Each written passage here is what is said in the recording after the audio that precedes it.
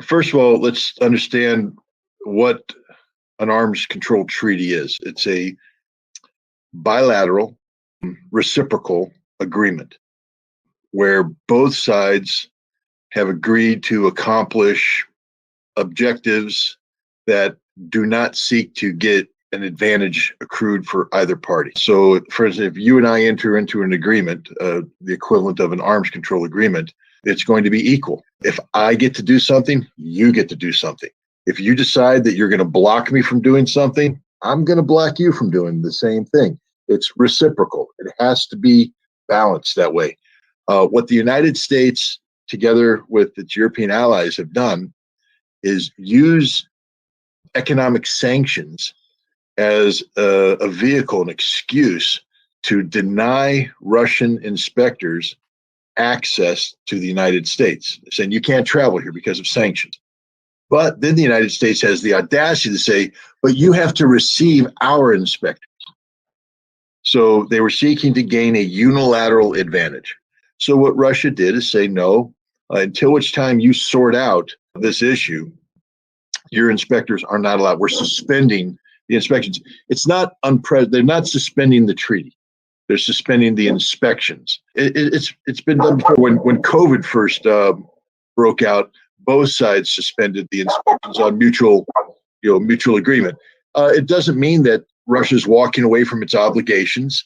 All of the appropriate, but Russia isn't suspending its obligations under the treaty.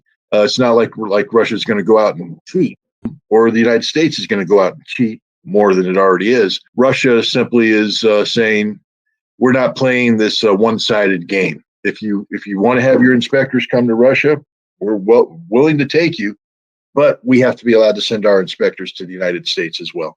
And until you fix this, and it's your problem. That's what they're telling the Americans. This is a problem totally of your making. We're ready to go at any time. You're the one who's created the artificial obstacles. You're the one who have created this fake premise. Russian inspectors could land in America today. All America has to do is say, bring your airplane. Bring it in right now. Call up our European allies. Allow them to land and get refueled on the way. Land in Ireland and get refueled. But no, they can't land in Ireland because there's sanctions. They're not allowing Russian airplanes to land. They're not going to give Russians fuel. How would the Russians pay for fuel? Russia would land in the United States. How would the Russians pay for fuel? Guys, this is really simple stuff. You're allowing stupidity to get in the way of nuclear disarmament. I mean, this is how stupid America has become, literally. This is petty stupidity. And what people have to realize is that this is the environment that the United States is creating. At the same time, Joe Biden had the audacity to lecture Russia and say, we really need to start negotiating the next strategic arms control treaty. Because, this current one expires in 2026, and we really like to get a new one up there, a new one in place. So we need to start now, but we need you to be a reliable negotiating partner. Well, good Lord, Joe, you can't even get the United States to be a reliable inspection partner. I mean, come on, man. What do you think the Russians are thinking? I mean, how immature can America be? America's not a reliable negotiating partner. America's not a reliable partner in anything right now. We're totally a one-sided nation. It's all about how we've been, and I'm not opposed to, American leaders looking out for America. I mean, that's what leaders are supposed to do. Canadian leaders should be looking out for Canadians. German leaders should be looking out for Germans. Russian leaders should be looking out for Russians. But the best way to look out for Americans is not to play stupid games. When you enter into a binding arms control agreement, then comply with the obligations you have incurred, which means that when the Russians want to inspect, you must let them in. You must. Don't stop them. Who's going to pay for it? You pay for it. I mean, if you bought into sanctions to say you can't accept Russian rubles or whatever payment agreement is, suck it up. Land the airplane, put fuel in the airplane, keep the inspections going. Do what you need to do. Call the Russians and say, we'll pay for your fuel here, you pay for our fuel there. Do something, reciprocity, but keep the process alive so that the Russians have trust, faith, and confidence that you're a reliable partner that they want to negotiate with. Do you really think the Russians want to sit down right now opposite their American numbers and negotiate a new arms control treaty in this environment where the Americans are just literally insane? No. The U.S. was in part responsible for the breakdown of the weapons inspection process in Iraq. You were a witness to all of that. And do you think that we're repeating those exact same mistakes now with Russia? All this has a very familiar smell to me. Well, the answer is yes. I mean, just a quick, recap for people. In 1991, at the conclusion of the Gulf War, the United Nations passed a resolution 687, which required Iraq to give up its weapons of mass destruction, chemical weapons, biological weapons, nuclear weapons, long-range ballistic missiles. And an inspection regime, the United Nations Special Commission, was created to implement this. Almost immediately, and let me back up again, economic sanctions that were imposed on Iraq in August of 1990 when they invaded Kuwait, which of course set in motion the events that led to the Gulf War, and then the need for a ceasefire resolution, and now the need for a disarmament resolution. These sanctions were originally linked to Iraq leaving Kuwait.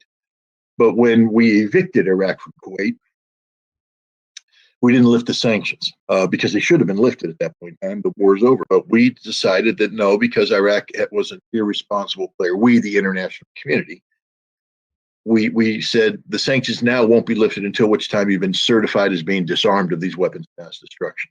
So there's a simple quid pro quo. Iraq, comply, then you get the sanctions lifted. Welcome back to the international family of nations. Everything's good. The problem was the United States didn't want to play that game, even though we were the sponsors of Resolution 687, even though we were the ones that helped create the inspections and send them in. We quickly said that economic sanctions will not be lifted until which time Saddam Hussein is removed from power. We said this in 1991. James Baker, the Secretary of State, President George Herbert Walker Bush, made this announcement. And it was carried on by Bill Clinton afterwards, Madeleine Albright, Madam, Miss, it's a price we're willing to pay when talking about 500,000 dead Iraqi children. So the United States never treated the inspection process as a disarmament process, but rather a vehicle in which they would use disarmament or to create the perception of Iraqi noncompliance, to create justification for the continuation of economic sanctions that would contain Saddam, undermine Saddam, and create the opportunity for the United States to remove him from power. The Iraqis said from day one, why should we cooperate? I remember this is a conversation we had in November, December of 1991. Why should we cooperate with you if no matter what we do, the sanctions are never going to be lifted? As weapons inspectors, all we could say is, hey guys, that's a political game played up here in the Security Council, not our business. Our business is to disarm you, at which time we will go to the Security Council and make our report. And then and only then do you get to raise this other issue, because right now you're predicating an outcome on on cooperation that you haven't yet manifested. So let's first talk about disarming, and then we'll worry about the lifting of sanctions. That's the approach we had to take because we work for the Security Council. We can't be in the business of second guessing the Security Council. All we could do is do our job. But it was very difficult to do our job when the Iraqis knew all along that the United States was never going to respect what was going on. And the reason why I bring that up is America doesn't enter into these kinds of agreements because it believes in world peace, because it believes in peace and harmony, because it believes in balance in the world. They enter these agreements to achieve a unilateral advantage. That's it. Never trust the United States as a negotiating partner because all they want is a unilateral advantage. We enter into arms control agreements when it's convenient for us to do so, when we need to slow down the pace of events, when we need to, back off a little bit, when we need to weaken the other side by getting them to disarm when maybe we're, when we feel they have an advantage. And the other thing is when you enter these treaties, I mean, God, the Russians have to be so mad at us. We entered the anti-ballistic missile treaty in 1972. Then George W. Bush withdrew from it in 2002.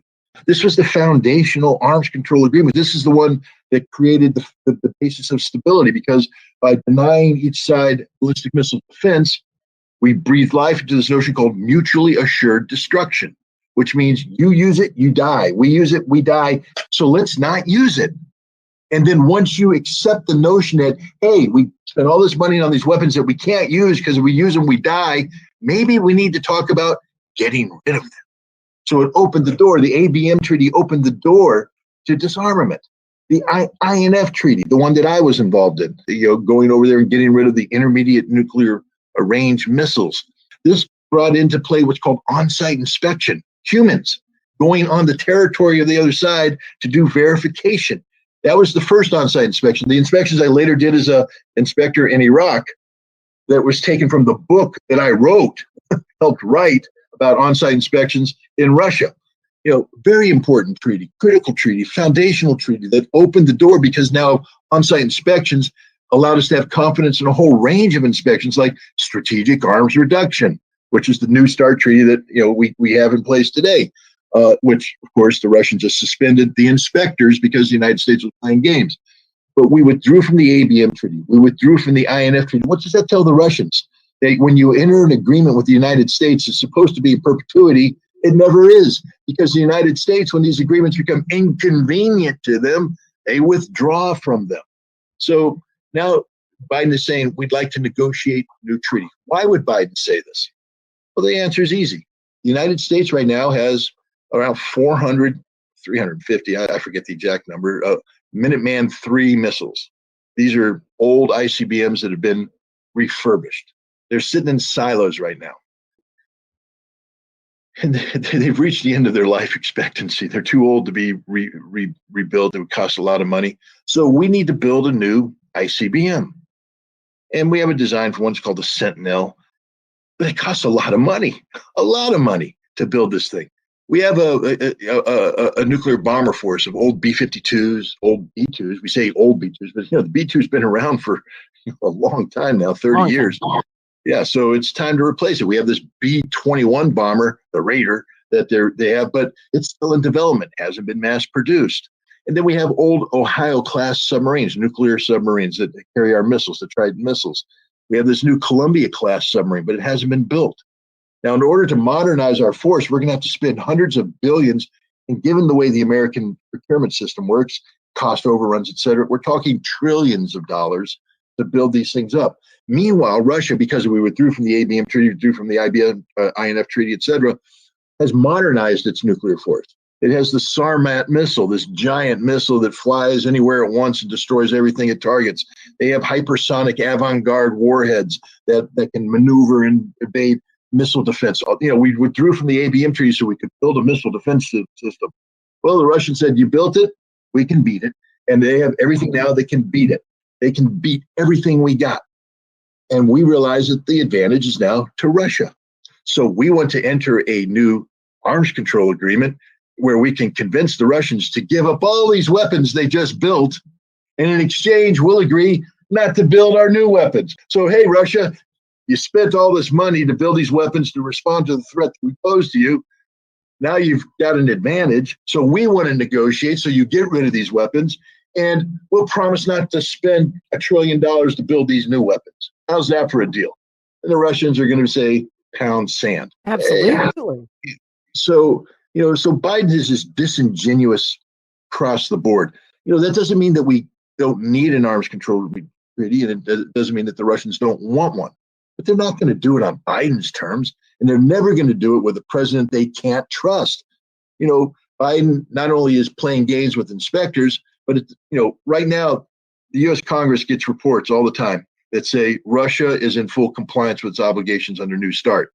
But the Russians don't get that kind of thing because they accuse the United States straight up of cheating. And we are. We are the biggest cheaters in the planet. We're supposed to convert, if we're going to withdraw bombers and submarine tubes from the total numbers, we have to convert them or disarm them, dismantle them in a way that they cannot be reused.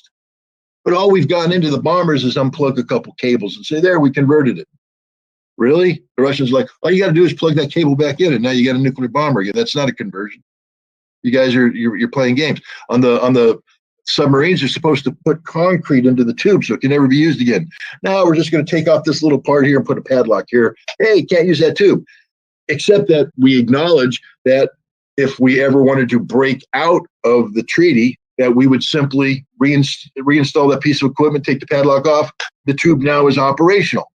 So we acknowledge that we're cheaters and liars, but no, we're supposed to expect the Russians to trust us. Russians can't trust us. We're untrustworthy. We're not deserving of trust. We could be. There was a time when I was a weapons inspector in the INF treaty. We deserved to be trusted. We implemented that treaty in good faith, and we could do it again.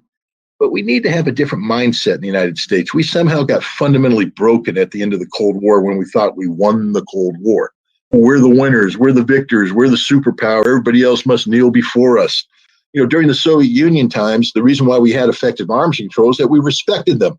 We even feared them a little bit. We treated them as our equals. When we sat down across from them, we were like, hey, the reason why we have reciprocity is that we're equals. But now, because we're the United States, we're the winners, why do we have to have reciprocity with the losers? And that's our whole mindset. We have to stop treating nations with disrespect. If we want to have arms control, meaningful arms control, we have to learn to respect the Russians again. And I'll tell you what, one of the things that might come out of this Ukraine humanitarian disaster is that maybe we'll learn to treat Russia with respect once again. I think Russia's sort of earning it right now in spades.